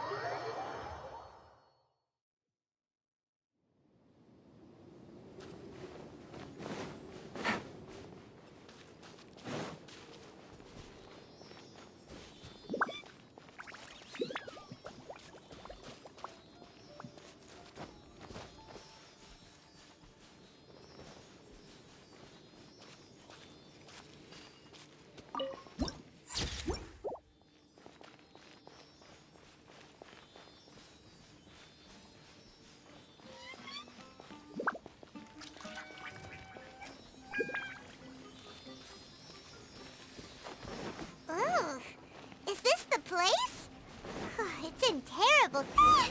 Monsters! Watch out! This is order.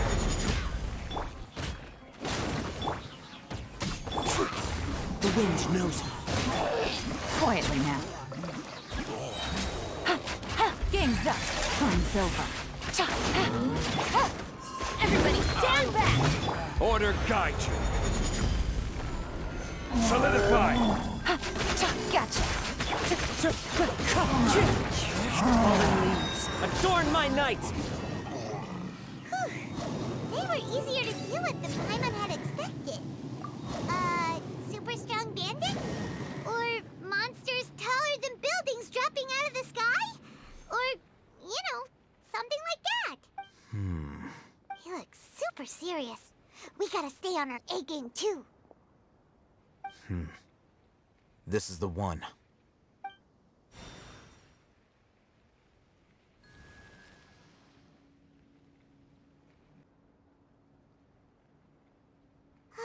Hey, Hatham, we haven't found squat.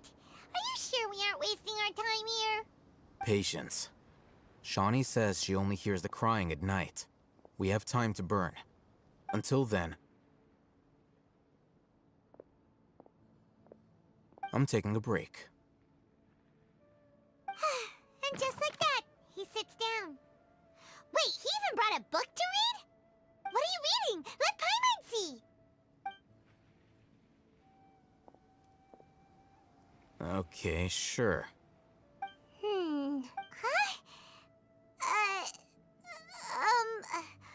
The natural position, which is the positional propensity of an entity in natural motion in contrast with an object in forced motion?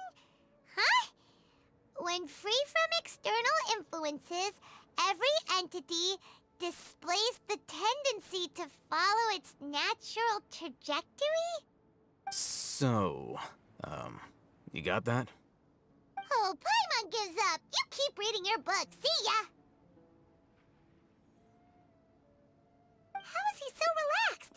Look at him, reading an impossible book in a creepy place like this. Hey, what good is that gonna do for you? You're acting like one of those annoying grown-ups who go around nagging people to focus on their studies. Hey, what gives? Shouldn't you be the one providing for Paimon? Oh, right. Okay then. Thank you for working so hard and earning so much more. If it weren't for you, Paimon would probably still be floating around in the ocean somewhere. Thank you.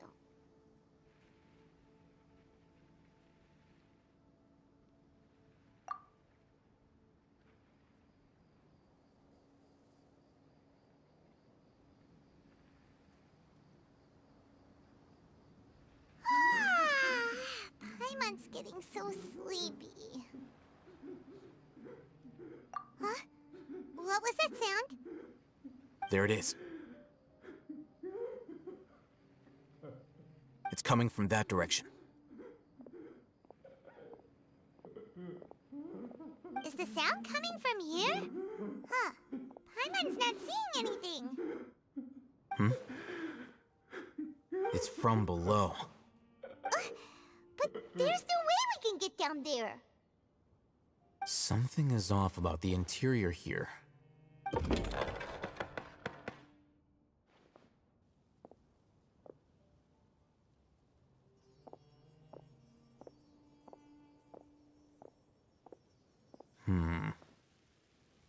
As I thought, there's a hidden structure. Wow. It's like they tucked another hospital into this one. Oh, it looks like there are other mechanisms around here. Let's keep exploring.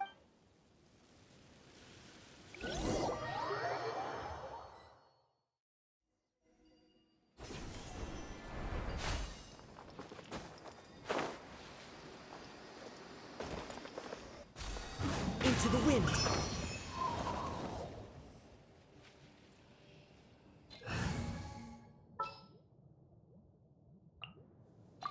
Trainee Forest Ranger Kale, reporting.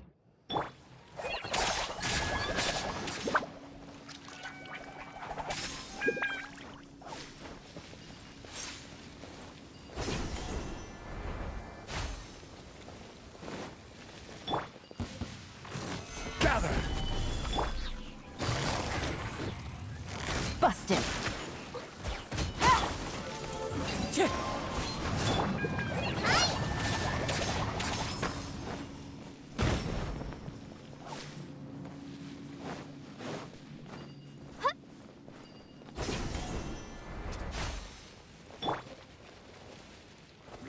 Solidified! I will have order!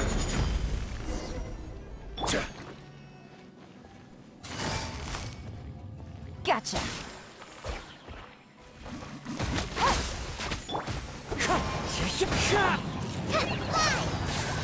Wipe this off the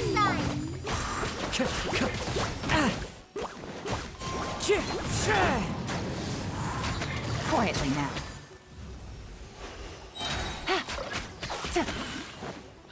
Here comes the catch.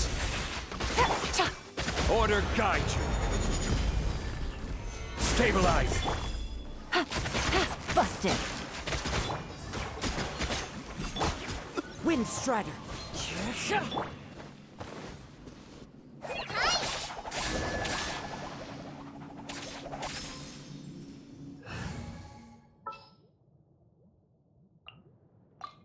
You want me on your team?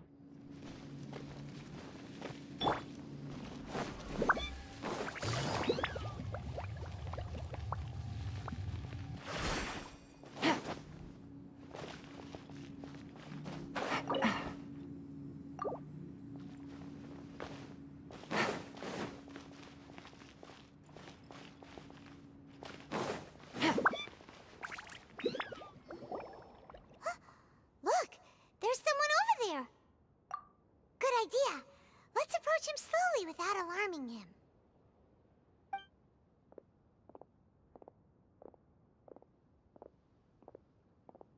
Wait.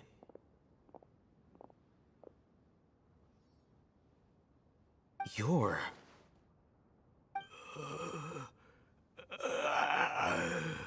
He can't speak, and his eyes are unfocused. But he looks too young to be anyone's grandfather. Also, why is he the only one here? Didn't expect to see him here. You know him? He's Razak, a senior of mine at the academia. He's a scholar too? Is he the kind that holes up in a forest and mumbles stuff about training? No. And that's the problem. Razak was never involved in any of those things. He never trained in the forest, let alone reach Satyavada life. Leaving that question aside for the moment, him being here alone means that we might be too late. Looks like they've already taken everyone away. For whatever reason, they left Razak here. Perhaps they simply didn't have time to come back for him. There are drag marks on the ground. They're clearer by the doorway. Someone was forcefully drawing a cart that was loaded with something heavy. Loaded with people? That is one possibility. It looks like they were in a hurry, as if they were afraid of being caught. In their haste, they failed to notice Razak hiding in a corner. The symptoms are identical.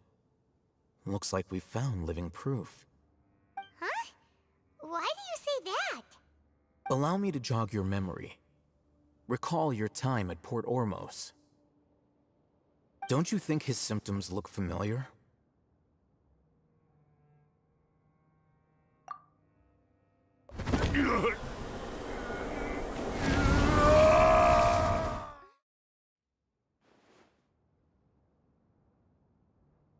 Oh, now that you mention it, they're acting the same way.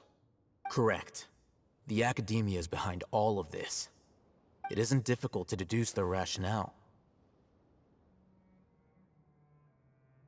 First, the academia spread a false rumor of King Deshret's resurrection, emphasizing the role of the village keepers, the mad scholars who were exiled to Aru. These rumors were all the persuasion that the radicals needed, and those based in Aru village leapt into action. Unbeknownst to them, of course, through rounding up the scholars, they were actually helping the academia. As well as being able to exploit the radicals for their own ends, this scheme has one further advantage to the academia. All the risks and responsibilities are offloaded onto King Deshret's followers. Life for the desert dwellers has been brutal ever since King Deshret's death all those years ago. Beneath the surface, feelings of desperation are widespread. Many would give everything they have for the prospect of something better. Anyone looking to exploit that for their own ends simply needs to make a few empty promises. Even if complications arise, people will see that those involved are all followers of King Deshret and look for no further explanation than differences of belief. A deep-seated mistrust of the desert and everyone in it by the rest of Sumeru will make sure of that. The notion of an academia plot wouldn't even cross their minds. It may seem like a simple strategy, but it is able to work wonders under Sumeru's current circumstances. Oh, that makes a lot of sense. It's in line with the village chief's theory, too. But there's still one very important question. Wasn't it the academia that brought the scholars to Aru village in the first place? Why does it want them back now? Throughout this process, one thing has changed. The scholars' identity. First, they were scholars. Then, they became lunatics. After that, they were exiles. And finally, they become missing persons.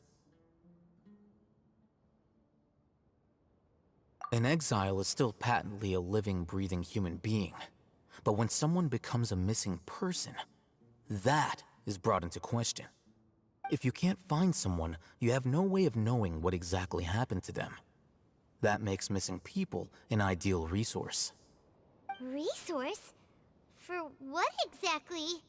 One possibility is that the information in their brains could be extracted into knowledge capsules. Extracted? You mean canned knowledge comes from people's brains? With the technology of the Sumeru Academia, it's entirely possible. Perhaps the process caused them great suffering, which is why they cry out in the dead of night, when no one is watching them. So, the human brain... Nope, nah, Paimon doesn't want to think about this. I'm the Academia scribe, after all. I'm familiar with their projects. Anyway, judging by Razak's state, the contents of a divine knowledge capsule were extracted from his mind. But something went wrong in the process. Or perhaps his curiosity got the better of him, and he used such a capsule for himself. Paimon's a little confused. Can they just use anyone's brain?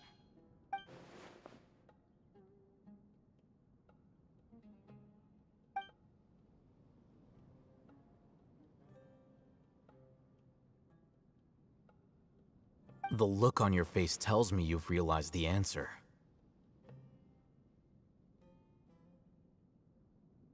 That's right. To some scholars, gaining knowledge about the gods is their entire life's pursuit. Extracting canned knowledge is just one of the extreme measures they turn to. However, I can't help but wonder, what do they seek to gain from divine knowledge? The Academia is going out of their way to look for forbidden knowledge. But what is their ultimate goal?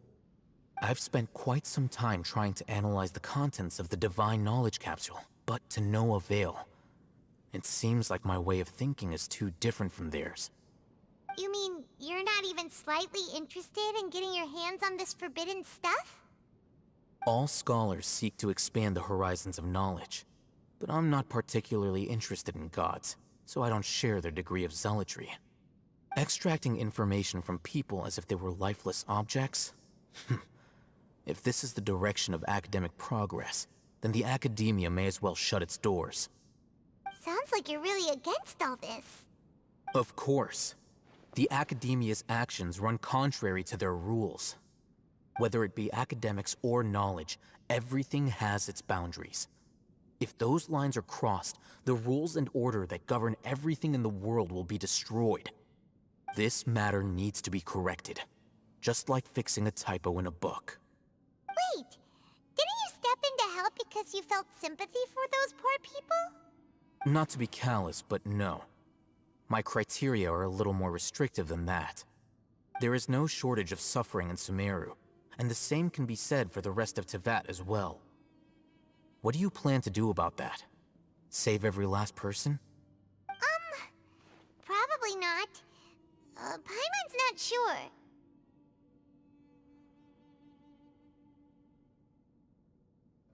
You can say that. Simply put, I don't blindly place my faith into strength or heroism. I do what I want. The Divine Knowledge Capsule is something I want to investigate in full. That doesn't mean I'm willing to take action for the sake of a few strangers.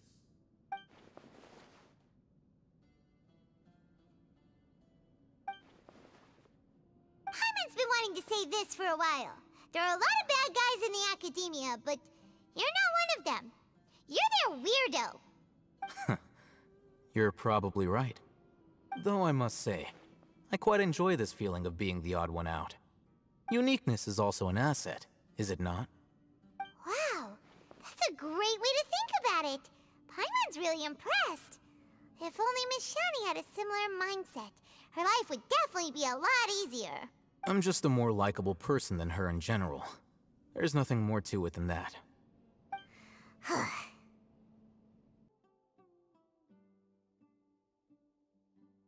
Sino, you're the reason why they can predict our movements.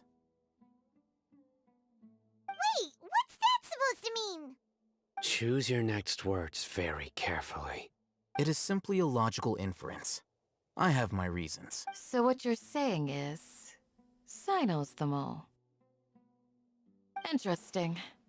And here I thought you were the most suspicious one, Al-Haytham, since you were always acting alone. I know. But I realized something as we were returning from the hospital. Signs. What are you trying to say? Do you still remember who you are, General Mahamatra? As a Matra, you are no doubt privy to certain kinds of information. Before you can take action against someone, you are required to have all the facts available, including the less than savory details. Simply put, the academia has traditionally allowed you access to a wealth of sensitive information. Knowing their modus operandi, wouldn't you expect them to take precautions against you? If you want to raise a vicious wolf, you need to make sure that you can avoid its bite. The academia is monitoring me? It's not that simple. The academia has eyes all over Sumeru, but they have a special protocol for dealing with you. Every so often comes a Nyagarbaha Day. On this day, the academia enters new information into the Akasha through knowledge capsules. I remember seeing a thick notebook next to the control panel once. Its contents were all about the General Mahamatra, his activities throughout the day, preferred methods of enacting judgment, everything. You're saying that the academia entered my information into the Akasha too? But what's the point in doing that? My actions aren't important enough to be added into the Akasha. The Akasha is capable of computation. The Akasha's algorithms are entirely capable of predicting your movements using the data entered. When you would depart, the route you would follow, your destination. It knew all of this. It predicted my every move. The academia has been watching you longer than you think. However, the fact that you resigned is proof that their suspicions were well-founded. So that's how it is. Sino adheres to his principles so strongly that he's actually a thorn in their side. Tenacity of will and steadfast faith are worthless to the academia. They need scholars who are easily pliable and mindlessly go after anything they can profit from. Sino, don't take it to heart. This just proves how much of a trustworthy ally you are. They escaped because of me. Don't blame yourself. It's not like any of us would have known. I have an idea. If they predicted my movements, then I might be able to guess where they went. Whoa, you bounced back fast. There is always an opportunity for safety after danger passes. Oh, so that's how it is! Paimon gets it now! If the academia is trying to avoid Sino, the safest place would be... Yep, that's right! They'll want to proceed in the direction opposite of where I'm going.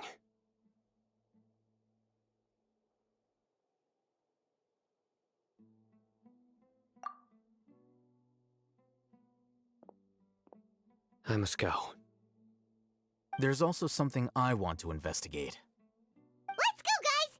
After him! Please, wait! I want to go too! You want to go too? If so, you have to promise you'll stay safe. I want to find Grandpa. I promise I'll be careful and not cause any trouble. Everyone, I leave him in your hands. Yay! Let's go! Paimon feels like we're missing someone, though.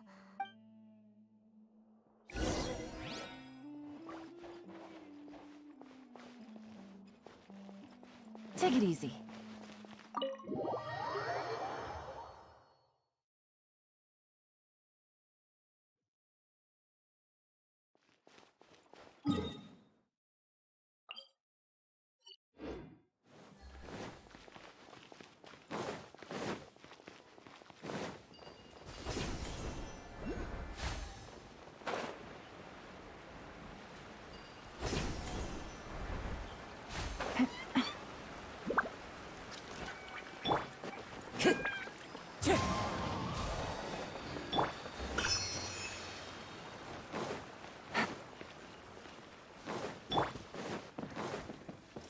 The wind knows me.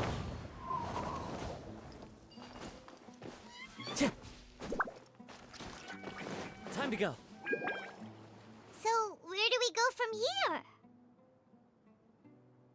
Yes. After leaving the village, we should head straight toward the desert.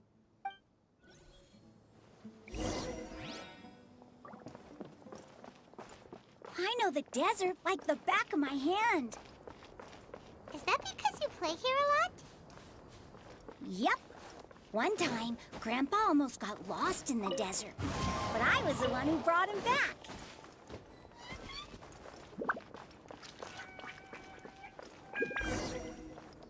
There's something here.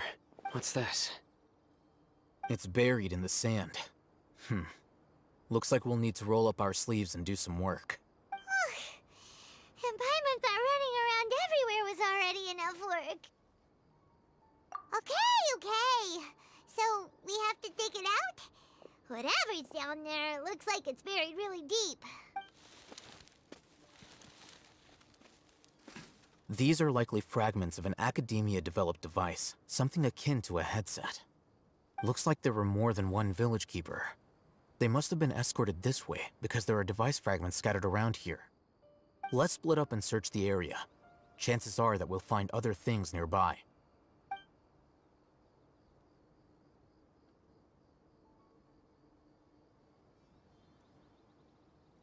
Is this what we're searching for? It looks kind of scary. This is definitely a device used to extract divine knowledge. How did it end up buried in the sand? That can't have been part of the plan. They must have been attacked along the way. Wait, what? Grandpa, I hope you're okay. Don't worry, your grandpa's gonna be fine. Razak didn't display any signs of starvation or dehydration, which means that they left fairly recently. We should be able to catch up. One more thing. Given that the device had been entirely covered by sand, I believe the attack must have happened prior to the sandstorm. Let's keep going. They can't have gone far.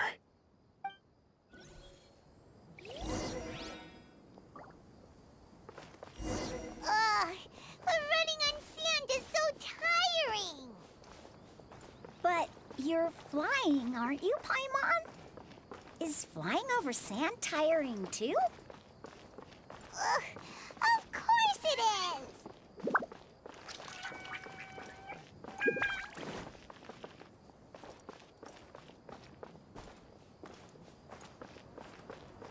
Voices, over there.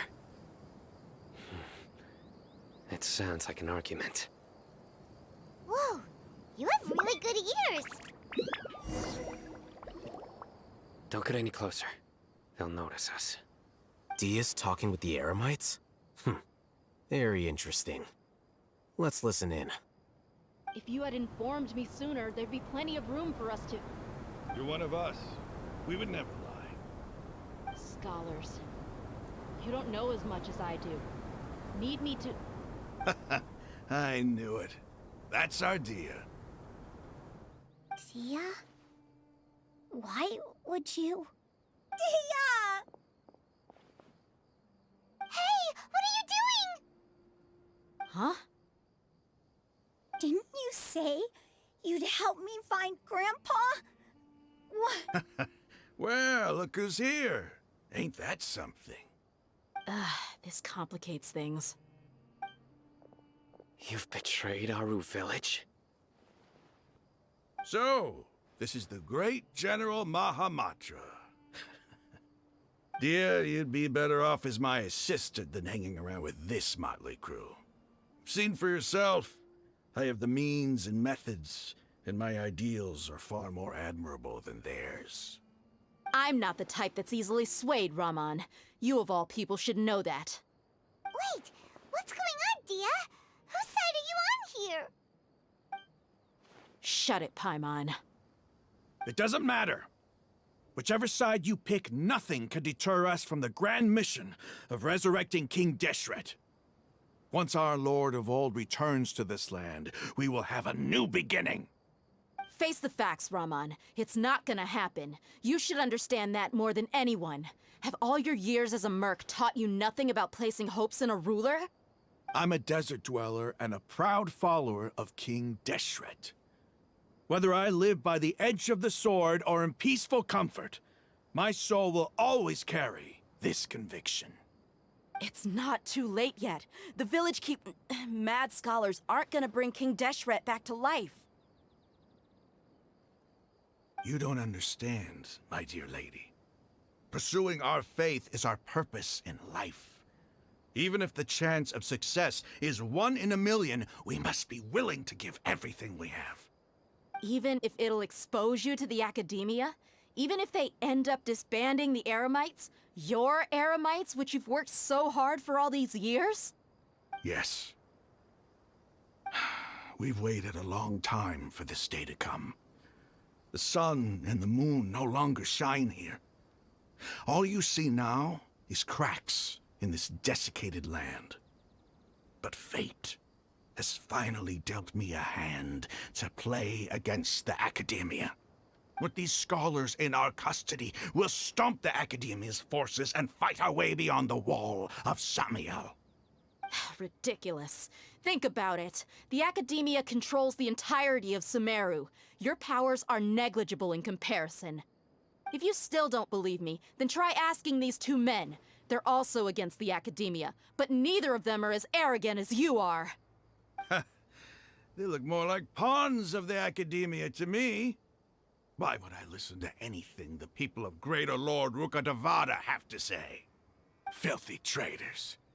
Your god abandoned all honor and betrayed King Deshret. We desert dwellers will never trust the likes of you. It's impossible to communicate with someone so hostile. Perhaps we should. Do you really believe that by kidnapping the scholars, you'll be able to negotiate with the academia? These people have no value as bargaining chips, but I could be persuaded to take their place as your next hostage. These scholars were exiled from the academia. I, on the other hand, am their current scribe, and will be a much greater asset to you. Wait, you can't be serious. So, you want to trade places with the hostages, do you? Precisely. Any wise person would gladly accept my offer. What are you thinking? What if they decide to kill you instead? Well, that would be bad luck for me. However, I'd get the chance to observe the scholars, perhaps even find out the truth. Think you can talk me over with that confident look of yours? I'm not trying to persuade you. I'm using this as a means of joining forces against the academia. You are the scribe. What do you have against the academia? Not all desert dwellers believe in King Deshret, and the same applies to the academia. Why must all knowledge seekers approve of the academia's way of doing things? You academia scum. Every last one of you is nothing but a hypocrite, just like everyone else on the other side of that wall. I've made myself clear enough. I won't listen to another word from the Dendro Archon's people. Not so fast. I'll hate them. Do you stand by everything you just said? I never make empty promises. You know you're making a dangerous decision, right? I do. Good. Raman, hear me out. These people are my friends. Maybe you can't take the followers of the Dendro Archon at their word, but what about me? Do you trust me? We've known each other for years. Of course I do. In that case, I'm willing to vouch for their honesty with my right arm. Come on, Raman, don't be a coward. If you're serious about taking on the academia, you need to steel yourself. You can't be afraid. An arm from the Flame Mane.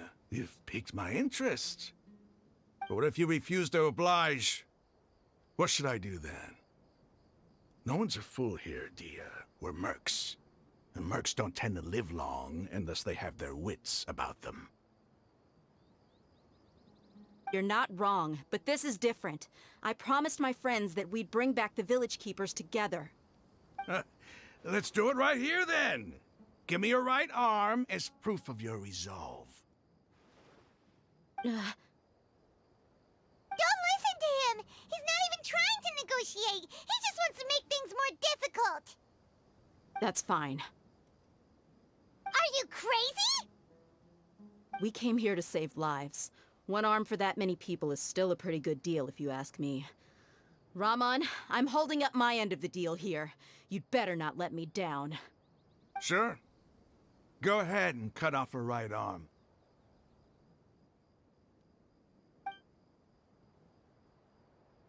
No! Dia! What are you gonna do? Think of something! You don't have to go this far. That's not for you to decide. Do it!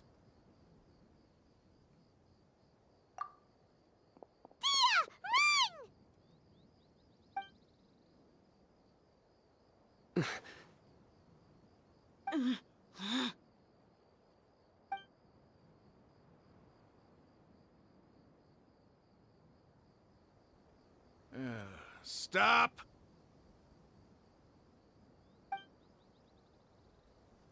What's wrong? Can't do it? Flame Mane, you and I are both desert folk. Cutting off your arm is no different than cutting off my own fingers. Where's the sense in cutting my own kin to pieces? You've shown me that you're serious. Go on now, take your friends and leave. Meet me in the desert at noon tomorrow.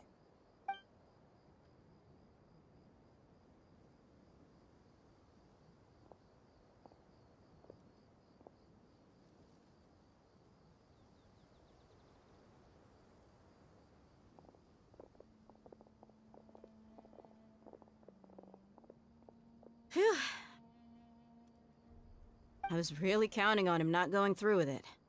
Dia! That was crazy! Have you all lost your minds? What if he'd actually cut your arm off? Then I just have to hold my claymore with my left arm. Okay, I'm sorry. But sometimes when you're out on a limb, you gotta double down to seal the deal, you know? Don't ever make a promise like that again. I can deal with the likes of them. If it came down to it, you would not lose to them either. I don't doubt it, Sino. But this is about more than me and them. There's a lot more where they came from. Even if we got rid of one bunch of radicals, there are others out there. Wiping them out would do more harm than good. As you wish. I'm sorry, Dia. I should have stayed put and listened. I should have trusted you. It's okay. I promised you I'd help find your grandpa, so I'll do whatever it takes. Whatever it takes? You just might be scholar material. Huh? Are you serious? The Eremites once said that I was a lunatic. Perhaps a little madness is essential to be successful in research. Why does it feel like he's using his praise for me as an excuse to brag about himself? Okay, let's get moving. We should head back to the village and rest up. Today was just a trial run. Noon tomorrow is gonna be the hard part.